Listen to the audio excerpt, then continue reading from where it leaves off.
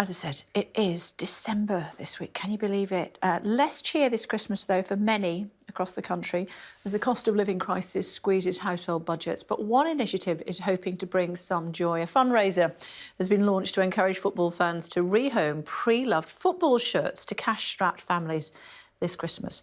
Let's talk about it in more detail. Mark Watson, who supported his brother Paul in organising the Kitmas fundraiser, is with us. Hiya. Hi, Kay. Nice to see you. Tell me about it. Well, Kitmas is an initiative to... my brother came up with this idea, my brother and sister-in-law. He was going to be with us, but he's poorly. He is poorly, unfortunately. Then he was going to Zoom in, but we've all had enough of that sort of thing. So it's just me, yes. Well, I hope he's watching. Morning. He better be watching. Tell me about the scheme. Yes, it was his idea. Basically, both of us are, lifelong football fans, and we're both increasingly conscious of how expensive it is to take kids to football and to buy them the gear and all of it. So 2 years ago, he launched this campaign to collect up people's unwanted old football shirts and distribute them to families that can't afford to get Christmas presents for their kids. It started as a small... Well, it still is a sort of kitchen table operation, but his kitchen table is now... In fact, their entire house is now smothered in football shirts. So tell me how it works. Basically, you can either donate your kids' old shirts, they don't need any more, or just donate money, which we then use to buy football shirts for kids. And the idea is families that wouldn't otherwise be able to get a Christmas present for their kids can use those. And we've got... we're aiming to get 5,000 shirts into people's hands. It's taken on a life of its own there. But, the idea is everyone's got old football shirts lying around, all bits of... it's very difficult, of course, these days because of the cost of living crisis. We know that people don't have much cash to spare, but this is a way of sustainably, recycling. Football is such a wasteful industry in so many ways and so expensive and so heartless in a lot of ways. And this is a way of reconnecting kids, hopefully, with the magic of it, and also just making Christmas a bit nicer for people that are under pressure. Now, I know my boys, we often go to Africa and they take all their old football shirts with them and give them to the kids there before they leave. But how does this work? You've got the shirts in. How do people apply for them?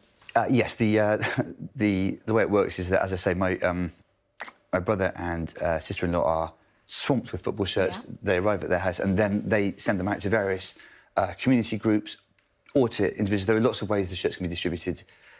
Basically, it's an absolutely chaotic operation, which is probably why he's poorly, actually. He's basically those to administer it from the house. But a lot of it goes through, community groups, different hubs, basically give the shirts out.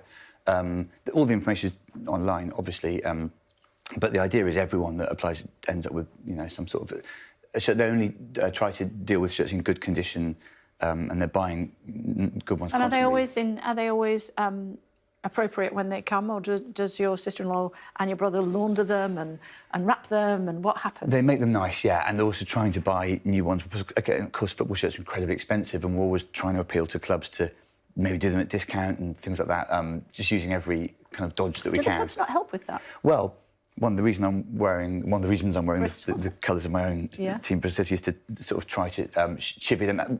My club does do quite a lot of community outreach stuff, but yeah, a lot of the big clubs are very difficult to motivate around this sort of stuff, which is a shame because, it's a very easy and painless way that they could be helping out. I mean, obviously football clubs are huge edifices these days, but they've got so much power and so much influence over kids. It would be great if more of the Football League clubs... Their strips so often. This is the problem. There are new shirts every year. All parents know this. And the away kit and the second away kit. The third kit, the special one-off kit for a specific game. And, of course, all these things are so attractive to kids.